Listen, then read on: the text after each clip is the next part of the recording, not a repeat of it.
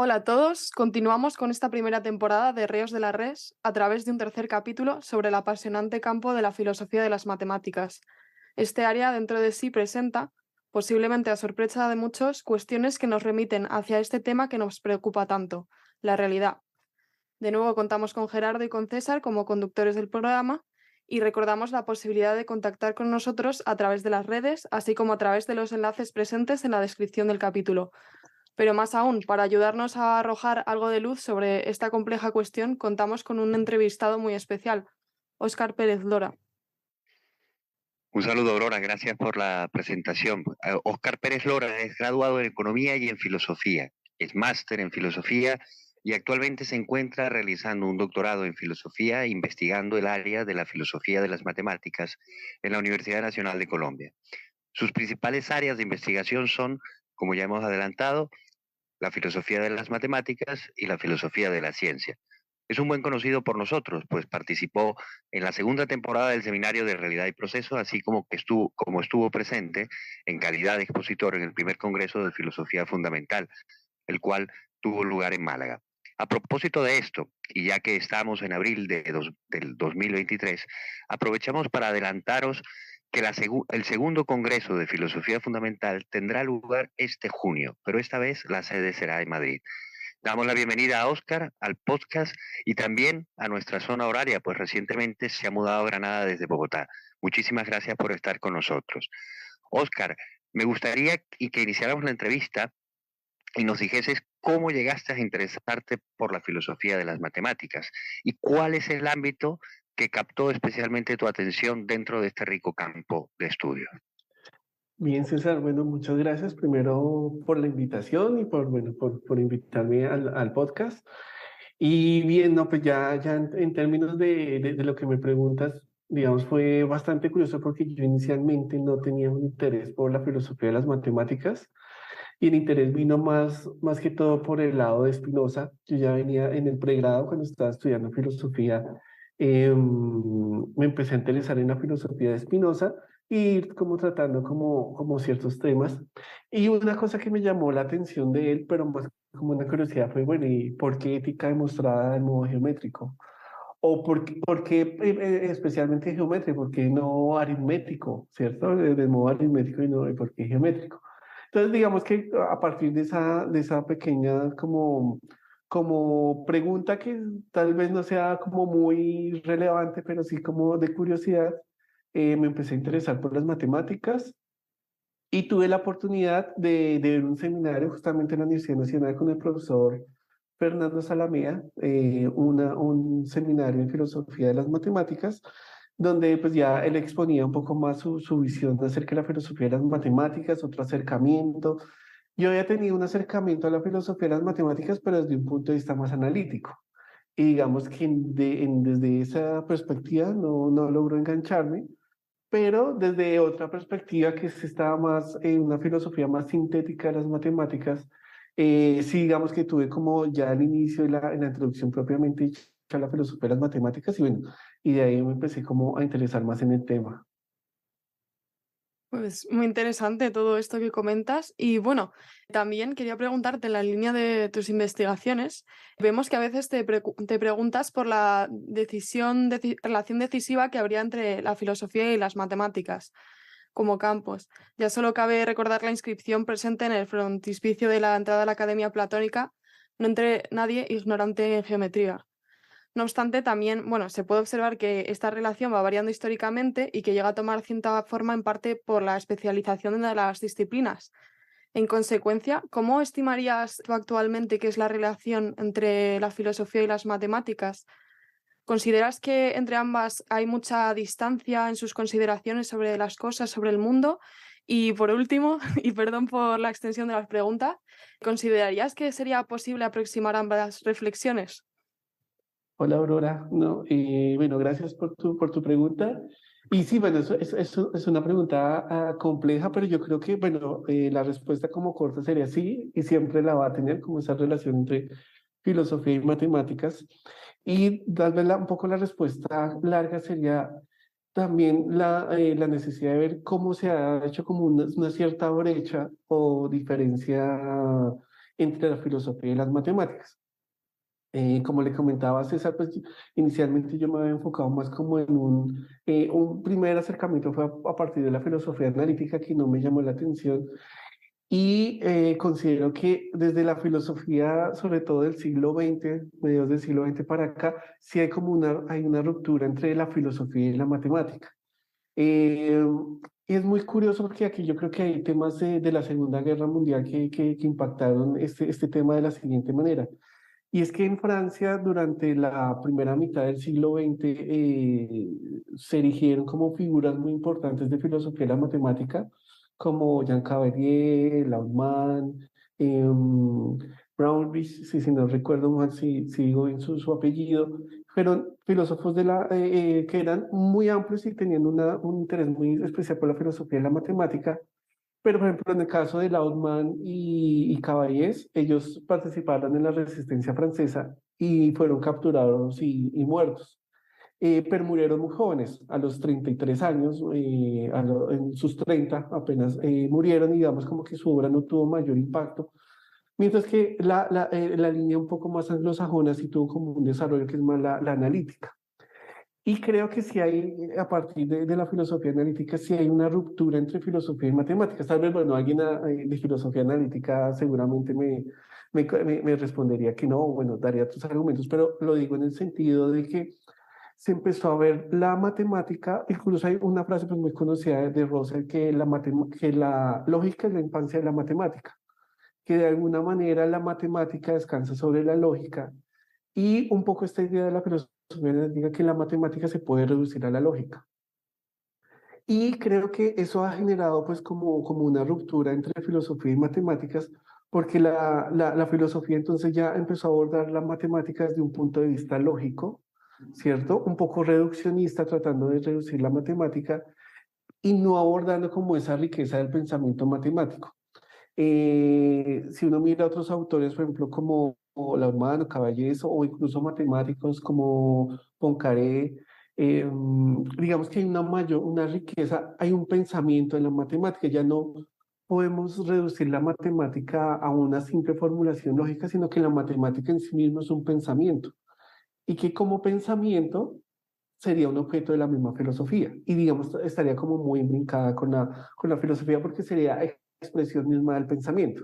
Digamos que esa sería como la postura que partieron estos franceses, pero desafortunadamente pues la guerra y eso, entonces pues digamos como que su obra se truncó por un lado y pues ya el mundo anglosajón pues digamos como que obtuvo mayor preponderancia y como que se fue por ese lado. Entonces bueno, resumiendo un poco, creo que ahorita hay o sea, en términos generales, sí, ahí obviamente está esa relación entre filosofía y matemática, pero la hemos perdido un poco y creo que un poco el reto ahora es como retomar y visibilizar esas conexiones que no es fácil.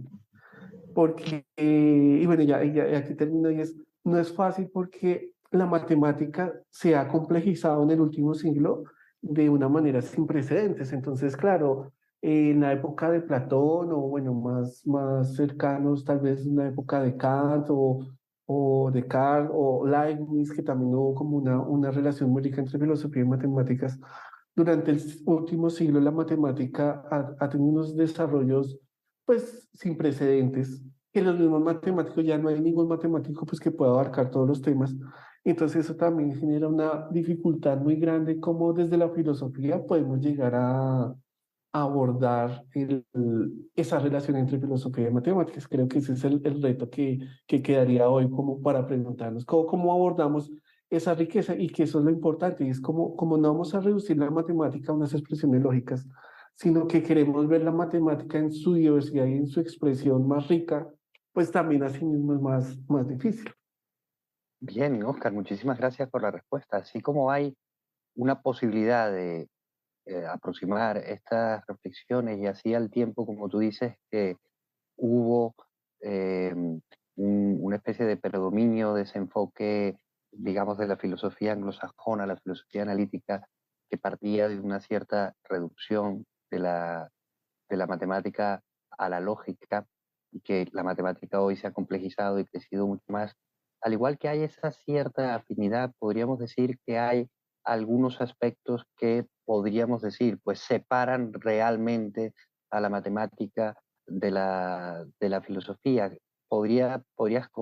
¿Consideras que podría en esta línea de la pregunta existir ciertos peligros a la hora de mirar las matemáticas desde la filosofía o en la relación contraria, ver a la filosofía de las matemáticas? Sí, de acuerdo. Digamos que sí hay diferencias, de todas maneras pueden haber objetos distintos de estudio y abordajes metodológicos también distintos. Em, y creo que si hay un riesgo que es posible que se ha podido dar es tal vez querer reducir la filosofía a la matemática y tratar de ver cómo subsumir la filosofía a razonamientos matemáticos o a razonamientos en algunos casos también lógicos, pues eso también tendría una dificultad en ese sentido o un peligro. Y aquí pues tomo como las palabras de Giancarlo Rota, que él decía que una de las principales confusiones de los filósofos era creer que las matemáticas son los axiomas. Porque digamos, claro, nosotros cuando nos acercamos a la matemática, o incluso cuando la vemos en el instituto, en el colegio, en la universidad, pareciera como una serie de axiomas y a partir de esos axiomas se van deduciendo unas verdades. Pero como decía Giancarlo Rota, esa es la presentación de la matemática, pero no es la matemática. La manera en que se construye la matemática es muy distinta y a veces los filósofos confunden eso y quieren ver la matemática como un sistema de acciones y unas verdades que se deducen. Y ese tal vez sería un peligro y una diferencia que habría que marcar entre filosofía y matemáticas. Pues súper interesante todo esto que comentas. Y retomando en cierta medida la pregunta anterior, en la que hemos aludido sobradamente a la cuestión de la historicidad a la cual están circunscritas las matemáticas, cabe mencionar que bueno, este hecho es abordado por ti en tu artículo titulado La evolución del concepto de estructura en la matemática moderna, del cual reconocemos que nos hemos inspirado bastante para elaborar esta entrevista. Bueno, pues en este artículo y en esta concepción que aborda sobre la matemática parece chocar en cierta medida con alguna todavía presente en filosofía, como es esa idea de las matemáticas como representantes de entes atemporales, garantes de toda certeza del conocimiento. Precisamente en este artículo mencionas que tras el teorema de Gödel se llega a una mayor libertad creativa en matemáticas, incluso la idea de que la verdad es más importante que la demostrabilidad. ¿Podrías profundizar más un poco sobre esto? Muchas gracias. Claro que sí, y bueno, y empata muy bien con lo que comentaba anteriormente, y es, claro, generalmente concebimos la matemática como axiomas, y los axiomas teoremas y verdades que se deducen.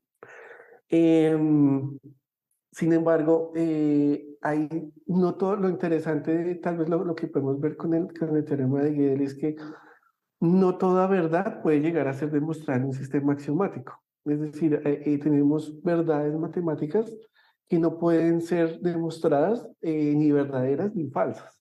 Y eso hay como que verlo desde dos orillas distintas, tal vez desde la orilla del filósofo y desde la orilla del matemático. Desde la orilla del filósofo, así es como un choque, ¿no? Es como algo como que no se concibe que sea posible.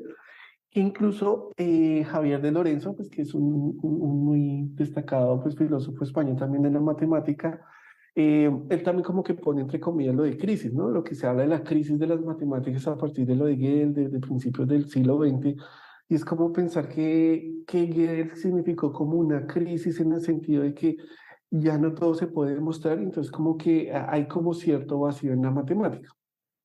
Pero eso es como más desde el punto de vista filosófico, y muchos de los filósofos, incluyendo por ejemplo a Russell, hicieron como tratar de subsanar esa crisis y de fundamentar. Pero está la otra orilla interesante que es la de los matemáticos. Y resulta que a los matemáticos no les importa, o no les ha importado, o digamos no les trasnocha esa idea. Y eso también mira como esa diferencia también que puede haber como entre filósofos y matemáticos. Y es que contrario a hacer una crisis, se abrió como un gran abanico de posibilidades. porque resulta que entonces ya la matemática no está como sujeta a una estructura fija, que podríamos decir una estructura fija, en la que pudiéramos colocar cada una de las verdades o de las afirmaciones matemáticas, sino que resulta ser un espacio un poco más libre, como un poco más suelto, e incluso más, tal vez más cercano al arte, más que a cualquier cosa. En el sentido de que, por ejemplo, por poner un ejemplo, no recuerdo eh, Wilde, si no estoy mal, bueno, el matemático que demostró la conjetura de Feynman, no, de Feynman no, sino bueno, ya, entonces lo recuerdo, pero hay un matemático muy conocido que él hablaba como de cómo los matemáticos hacen matemáticas. Y entonces él ponía el ejemplo de una habitación oscura que nunca has entrado. Tú entras y está completamente oscura, si te vas tropezando con los muebles, vas tanteando, buscando en la pared, hasta que finalmente encuentras el interruptor y prendes la luz y ya ves todo con claridad.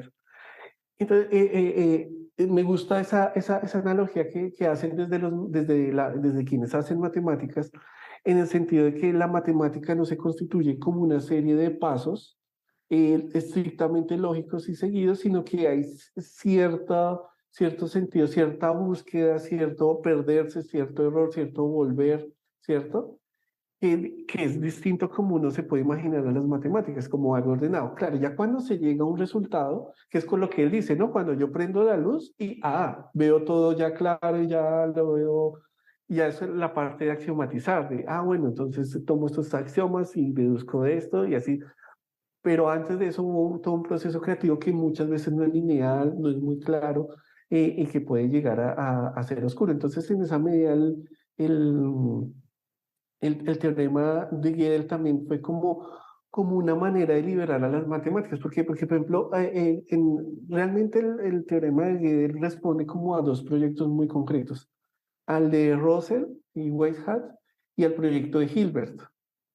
De alguna manera, ambos proyectos buscaban estructurar o fundamentar la matemática en sus aspectos más fundamentales, que toda matemática o que toda verdad matemática estuviera fundamentada. Entonces, lo que llega Gödel a demostrar es que no es posible hacer una fundamentación en la matemática. Y contrario a lo que pensarían muchos filósofos en esa época, en que la matemática traería una crisis o en una especie de crisis de coherencia, ¿cierto? Como que de pronto llegaría a momentos en que ha resultado todo lo contrario, porque ha resultado una matemática mucho más rica, una matemática mucho más diversa, como con muchos más puntos de vista de lo que se hubiera imaginado hace solamente un siglo. Pues es interesantísimo, Oscar, todo lo que cuentas. Me gustaría abundar un poco y aprovechando que has sacado el asunto de la verdad matemática, es decir, hay verdad matemática, y lo voy a hilar un poco con lo que empezaste contando al principio de la desvinculación, no sé hasta qué punto, pero desvinculación de la matemática con respecto a la lógica. Y la pregunta que te quiero hacer es, ¿qué aproxima y qué distancia la verdad matemática de la verdad de otros ámbitos? Por ejemplo, en tu opinión o en tu perspectiva o en tu conocimiento, ¿la verdad matemática sigue más cerca de la verdad lógica que, por ejemplo, de la verdad de la química? Sospecho que no, porque ya lo has comparado con una actividad artística, pero bueno, no sé qué nos puedes decir al respecto. Bien, pues sí, es así como toda una discusión sobre el tema de la verdad. Y por ejemplo, lo que hablamos en un momento de ese intento de reducir la matemática por la filosofía analítica de reducir a la lógica, sí sería como querer expresar la verdad matemática en la lógica. O también el intento de Hilbert de reducir la verdad matemática a un tema de la consistencia de los sistemas axiomáticos. Y pues digamos, enlazándolo con lo anterior, sí, el teorema de Gödel como que abre esa ventana de la verdad y ya no, la verdad ya es como que escapa ya como a unos esquemas ya como determinados de qué es verdad o qué no es verdad, aun cuando sigue siendo verdad, o sea, es decir, sin caer en un relativismo que se puede llegar a caer en el sentido de nada es verdad, todo es relativo, no, no, todo lo contrario, o sea, si hay verdad como tal, y verdad objetiva en el sentido de que pues, no depende como del capricho de quien la piensa, sino que hay una necesidad de que haga algo ahí. Y bueno, y ya como aterrizando un poco la respuesta es, creo que la verdad matemática está regida mucho es por la necesidad, ¿sí? Es algo que es necesario que sea así. ¿Qué sería diferente tal vez a un timbre o a otro tipo de verdad, tal vez más artística o de las ciencias sociales, incluso de la física y la química? Por decir algo, hay verdades en la química, pero uno podría pensar que en otro universo con otras leyes físicas, eso que es verdad en este universo podría ser verdad, no ser verdad, sino ser otra verdad, digamos, ciertos enlaces químicos o ciertas fuerzas físicas podrían ser de otra manera, o cierto, su verdad podría ser de otra manera según otro universo, bueno, ya sin irnos del tema, pero en cambio la matemática lo que tiene en particular, la verdad es que es como lo necesario, es algo que es estrictamente necesario que sea verdad y que ocurra. Eh, Creo que por ese lado va como más el tema de la verdad matemática. Muy ¿Verdad? guay. Sí.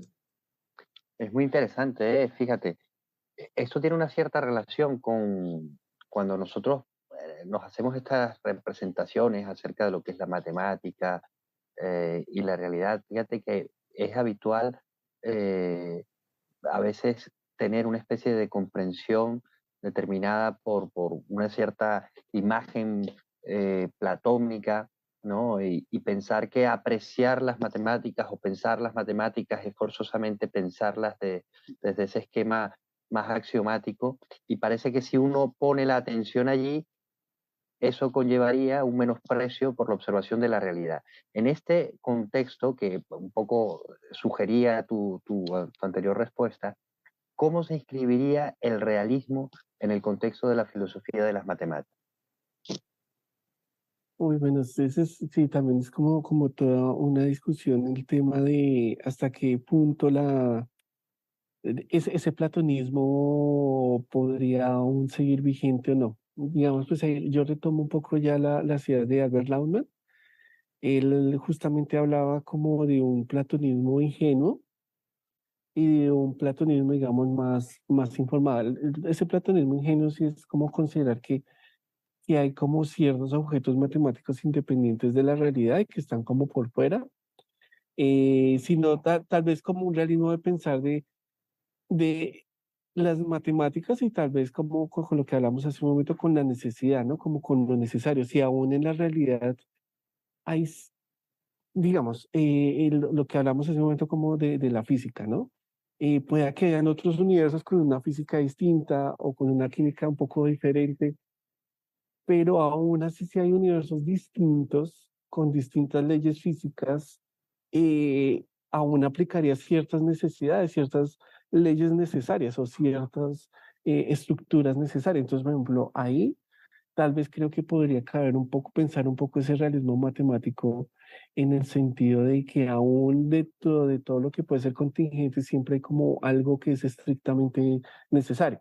Claro, es muy abierto a debate, pero creo que podría inscribirse un poco ese realismo en las matemáticas. Genial.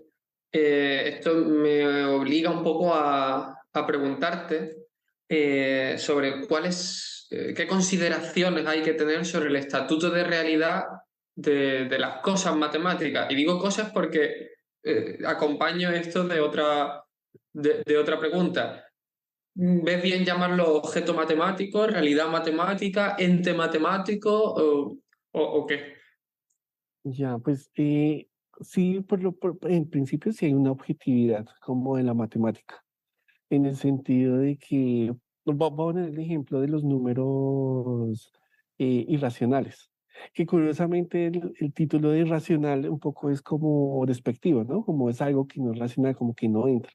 Y bueno, y está como esta historia como muy famosa de los pitagóricos, y que hubo un pitagórico, y bueno, que descubrieron que la raíz de dos no es racional, es decir, que no es expresión de dos enteros, de un entero dividido por otro entero, ¿cierto? No existen un par de enteros que dividido lo uno por el otro me dé raíz de dos, no existe.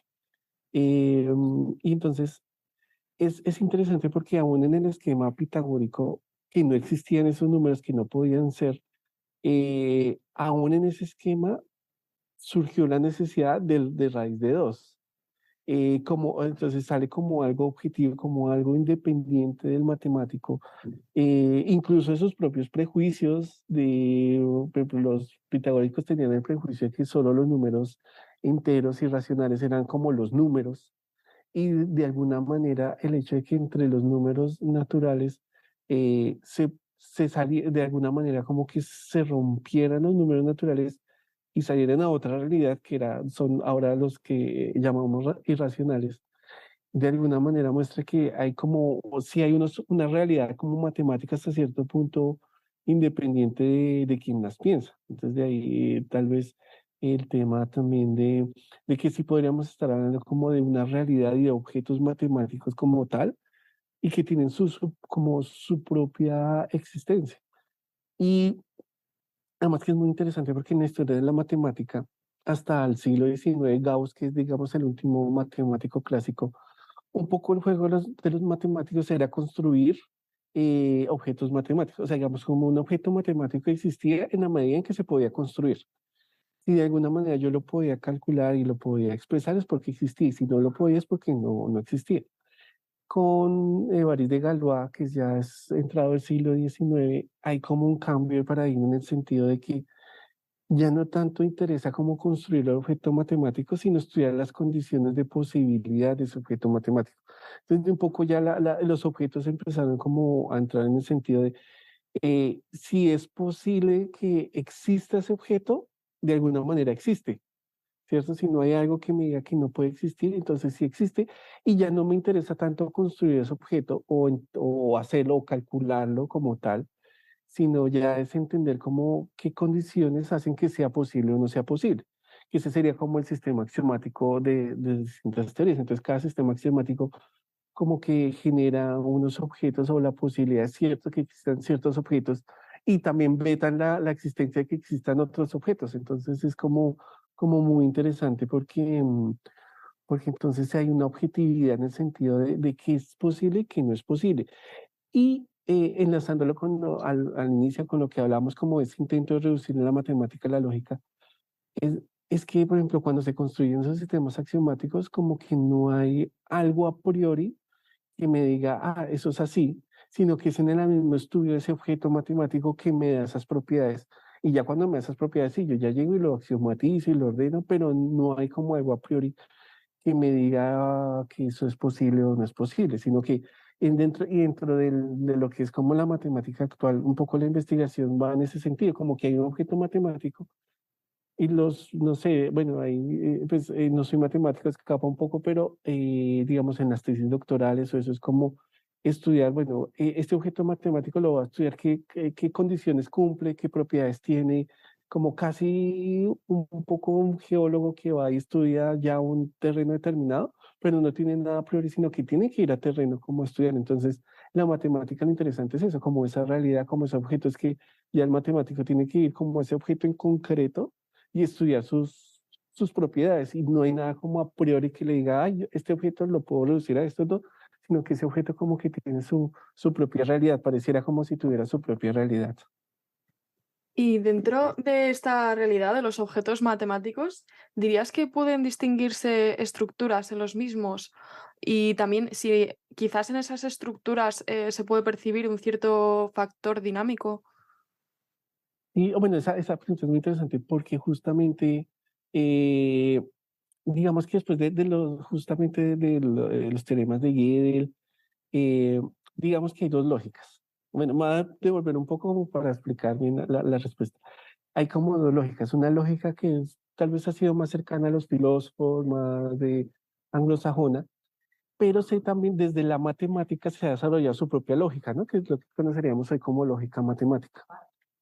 Y dentro de la lógica matemática hay, bueno, hay una rama que es la teoría de modelos, que es a partir de la matemática, de la misma matemática, estudiar la matemática.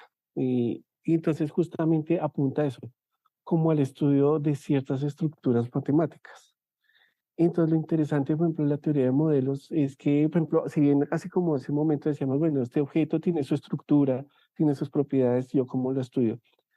Y la teoría de modelos, de alguna manera, viene a ser como una metamatemática en el sentido de que empieza a encontrar patrones dentro de esas estructuras. Y empieza a ver como, bueno, de lo que nosotros pensamos que esto funcionaba acá, resulta que si lo vemos desde esta manera, tiene o conserva ciertas propiedades con estas otras estructuras que son muy distintas, de campos muy diferentes. Entonces, como que dentro del enorme, digamos, como campo de la matemática con su diversidad de objetos y eso, como que podemos encontrar a su vez como ciertas estructuras que son comunes a ciertos objetos matemáticos. Y también se va creando como una cierta cartografía, por decirlo de alguna manera, de una manera informal, pero sí una cartografía como de esas estructuras matemáticas y cómo diversos objetos matemáticos comparten estructuras comunes. Entonces, por decir algo, por ejemplo, los números enteros con la suma tienen un tipo de estructura que se puede diferenciar, de, por ejemplo, los reales con la suma también, por ejemplo, ¿cierto? Como la manera en que se construye, pero puede tener relación con otro tipo de estructuras en topología o en geometría, que son campos muy distintos, pero que guardan como ciertas estructuras muy comunes. Y ese es un campo ahorita de la matemática, que tengo entendido que pues, no hay muchísima gente a nivel mundial estudiándolo, pero sí es, por ejemplo, una rama muy interesante y de pronto retomando esa pregunta que hacíamos un poco al inicio de la relación entre filosofía y matemáticas y pronto que un poco el reto ahorita es, claro, como ahorita la matemática es tan compleja y tan amplia, tan abstracta, ¿cómo abordarla? Entonces, por ejemplo, pensaría muy en borrador, claro, por ejemplo, esta teoría de modelos de alguna manera podría como acercar nuevamente esa relación entre filosofía y matemáticas porque uno ve un poco a quienes trabajan en teoría de modelos y ellos de alguna manera están pensando en la matemática, están encontrando como esas estructuras, pues, pero a partir de las herramientas de la matemática, no de la filosofía. Entonces sería, por ejemplo, ahí podría ser como interesante un espacio ahí con la teoría de modelos, eso uno, o la teoría de categorías. Y la teoría de categorías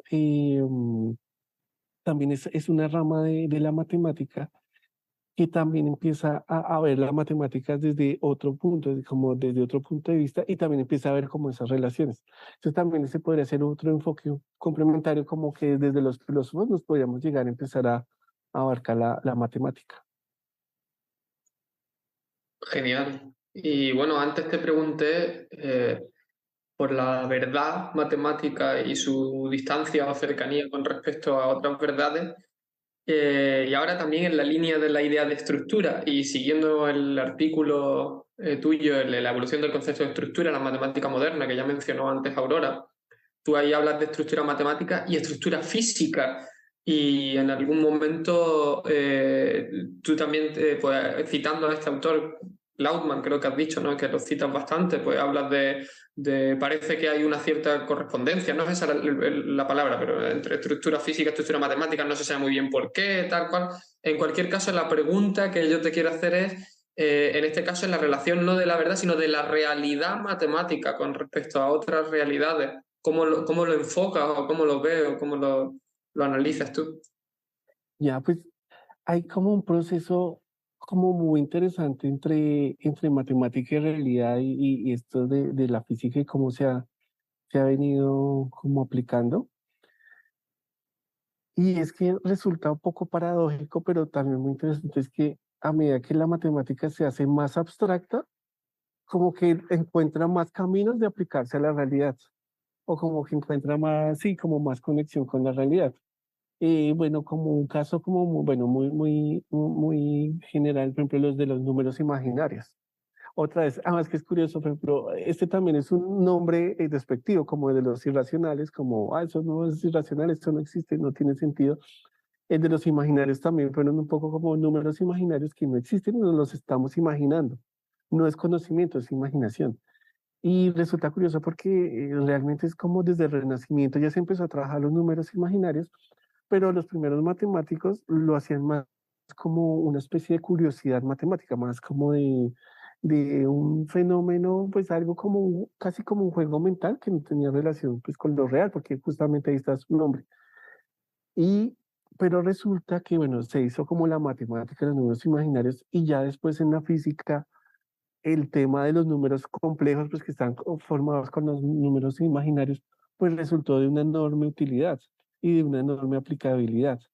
Entonces creo que eso también es como una cuestión muy interesante de cómo la matemática a la vez que se hace más abstracta, también como que va encontrando más relación con lo real. Y es, digamos, es como algo que no es que como que tenga una respuesta, sino más como un asombro y de por qué puede llegar a hacer eso. Y bueno, y también una última anécdota como en ese sentido. Volviendo con el tema de la teoría de modelos, digamos, uno de los representantes como muy fuertes se llama Boris Silver, que él es un matemático ruso, pero él está ahorita en Oxford. Bueno, ya es pensionado, pero él estuvo en Oxford. Y, y él está desarrollando unas ciertas estructuras en teoría de modelos, muy abstractas, o sea, una cosa, pero ya digamos de un nivel alto.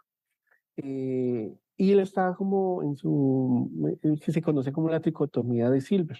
Bueno, él está en su trabajo y entonces la anécdota un poco es que como en Oxford hay como unas cafeterías como comunes, entonces muchas veces los profesores de distintas áreas como que van a las mismas cafeterías y bueno, se ponen a conversar y él hablando con un físico de una manera un poco más como más informal, se dieron cuenta que lo que él estaba trabajando en matemáticas se correspondía con algo que estaban estudiando en teoría cuántica de campos, algo muy aplicado, muy experimental, como que tenía entonces hay como esa misma relación ahí como justamente como entre esa matemática muy abstracta y esa realidad. Entonces la pregunta es, bueno, claro, nosotros desde un nivel inicial uno ve como esa relación matemática-realidad pues digamos como de los objetos concretos, tal vez desde la aritmética, pero cuando uno llega a una matemática muy abstracta, ver que hay como esas correspondencias como con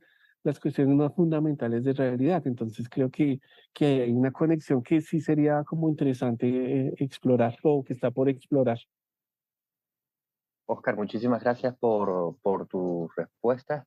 No hemos terminado aún el programa, pero en esta parte de la entrevista, sin pues, pretensión de hacer un recorrido exhaustivo, nos has ido exponiendo cómo te interesaste por la matemática o la filosofía de la matemática, partiendo desde Spinoza, su ética, amore geométrico, ¿no? Cómo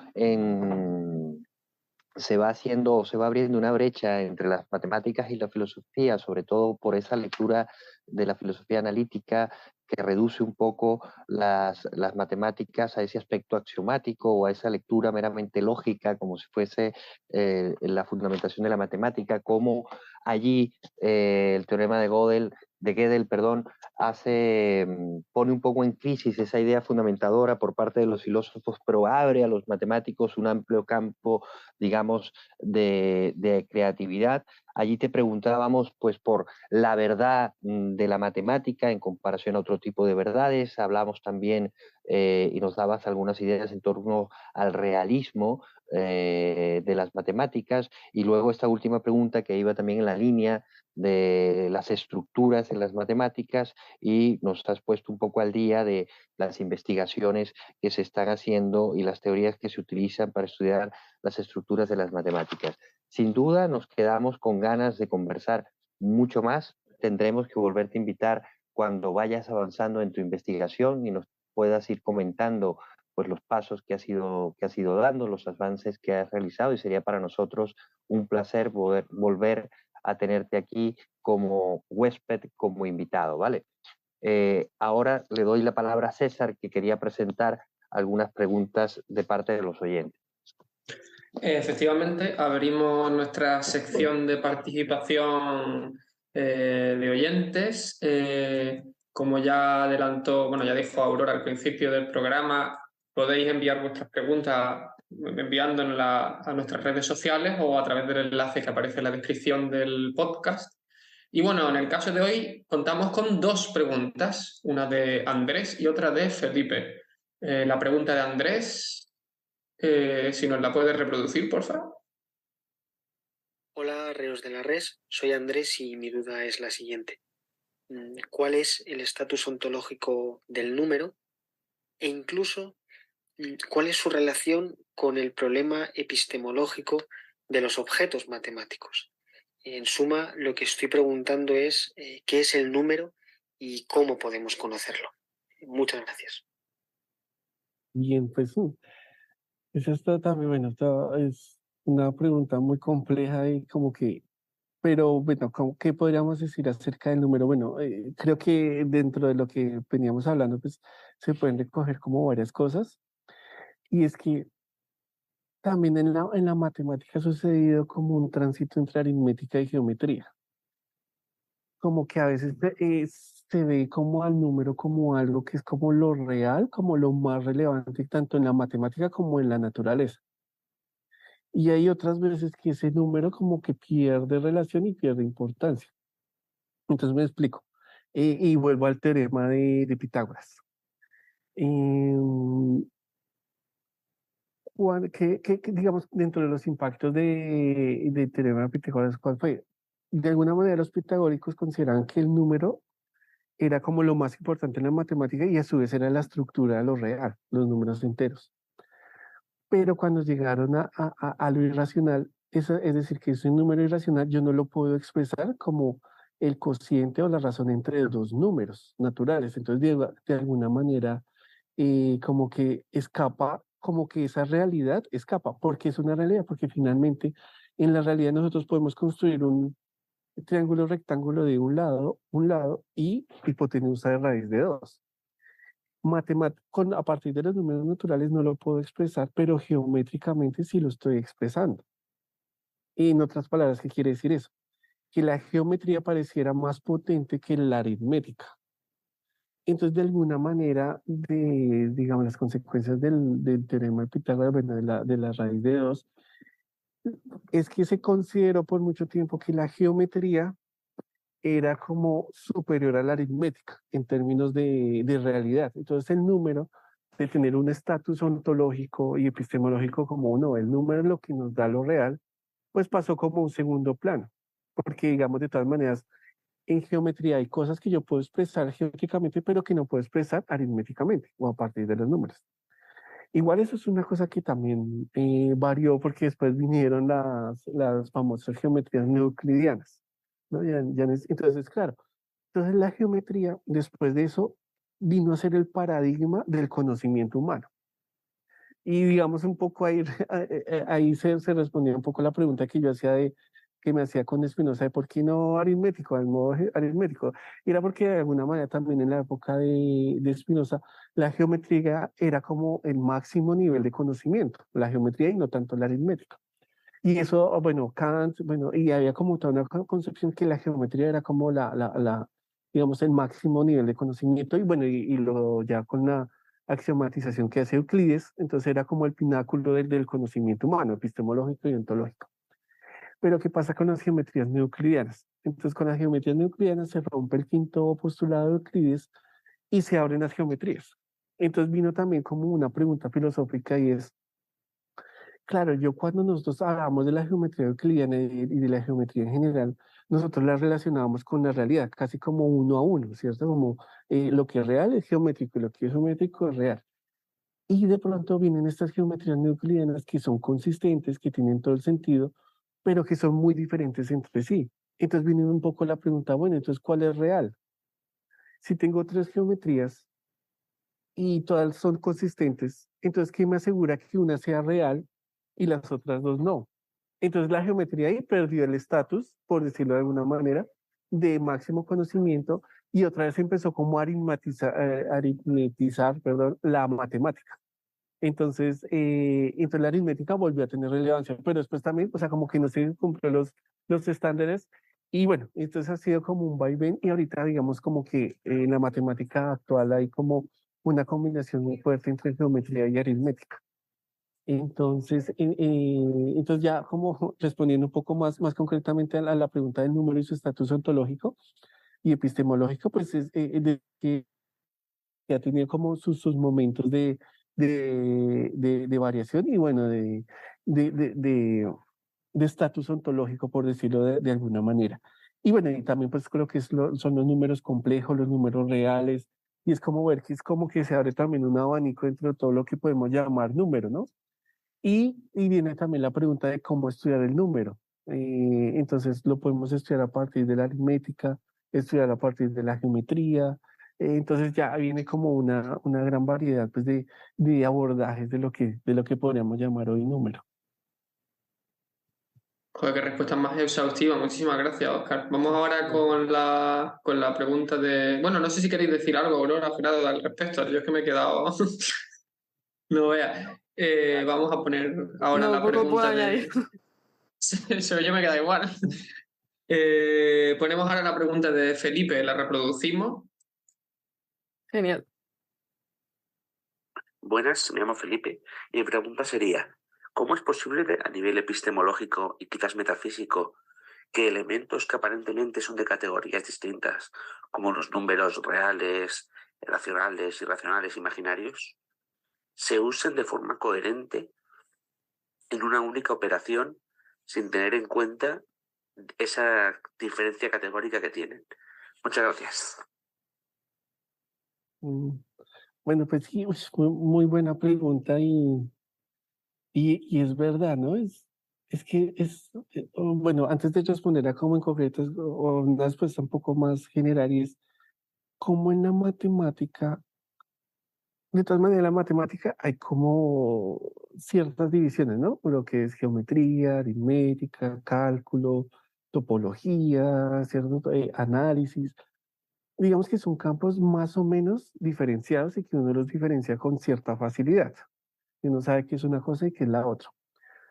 Pero cuando uno como que entra un poco más, se da cuenta que como que esas divisiones, esas aparentes divisiones, como que son más porosas, como que no, si bien no, como que hay cuestiones en común y hay maneras de resolver ciertos problemas. Por ejemplo, esto es interesante, ciertos problemas ahorita de los más complejos se resuelven con distintas técnicas, desde geometría o topología, y entonces hay como partes de que pueden empezar en cálculo, bueno, no sé, no sabría como tener como un ejemplo claro, pero a nivel muy general, como un mismo problema puede pasar por distintas ramas de la matemática y no quedarse en una, o iniciar en una, por ejemplo, lo que les comentaba la teoría de modelos. Por ejemplo, hay ciertas cosas, por ejemplo, en análisis y eso, en análisis numérico, que no se pueden reducir en su área. Como que se tiene que salir del área y, por ejemplo, ir a teoría de modelos o ir a lógica o ir a otro tipo de matemática, subirla a ese nivel y volverla a bajar. Y cuando se vuelve a bajar, se encuentra la solución. Entonces es muy interesante porque sí resulta como una matemática como muy interconectada entre sus distintas partes.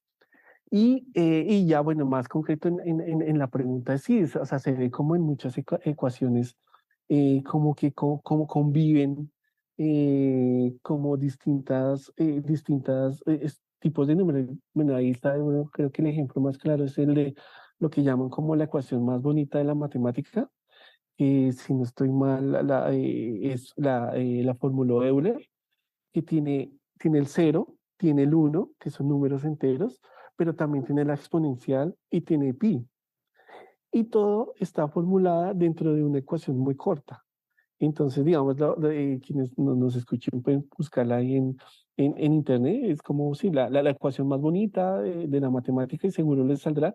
Entonces, en una ecuación tan corta, sale como todo, nos sale desde los naturales, creo que también hay complejos, salen los complejos, los trascendentes, ¿cierto? Que son estos números que como pi, que es un trascendente que no se puede sacar de unos polinomios. Entonces como que todo ahí lo podemos encuadrar en una ecuación. Entonces sí, eso es como parte como de la belleza matemática y también de lo asombroso, ¿no? Como que eh, siendo teniendo ramas tan distintas y tan diferenciadas, a su vez como que las se pueden combinar y conviven muy bien entre ellas, entre todas sus partes. Genial. Mientras lo decías, he buscado la ecuación para poder decirla aquí. Ay, sí, ya sé que no me la sé de memoria. Sí, es e elevado a i pi más 1 igual a 0. Confieso que la i no sé a qué se refiere. Si no estoy mal, es es número imaginario de imaginario. Si no estoy mal. O sea, el imaginario de pi. Sí. O el irreal, O sea, joder. como imaginario por pi y eso, bueno, sí, o sea, es... Más 1 igual a 0. Pues entiendo, o sea, creo que sin tener ni pajolera idea, creo que puedo entender o aproximarme a entender por qué es la ecuación más bonita del mundo. Sí, Porque vaya elegancia, ¿eh? exacto. Y va muy de la mano la pregunta del oyente de justamente esa convivencia entre cosas tan distintas, pero que conviven en por ejemplo, en una ecuación tan corta. Pues fantástico, Oscar. Bueno, pues parece que nos hemos quedado sin tiempo y bueno, para despedirnos simplemente quería dar muchas gracias a Gerardo, a César, a nuestros oyentes Andrés y Felipe por su participación y por supuesto a Óscar por concedernos tan lúcida entrevista y bueno, desde luego en último lugar a las personas que nos estáis escuchando y que esperemos que así siga siendo. Nos vemos una próxima vez en un siguiente capítulo. Gracias a ustedes por la oportunidad y bueno, nos estaremos viendo. Muchísimas gracias, Oscar. Un abrazo muy fuerte. Gracias, abrazo. Aurora. Bueno, un Gracias, César. abrazo. Gracias. Gracias a todos. Hasta luego. Hasta Hasta luego. luego.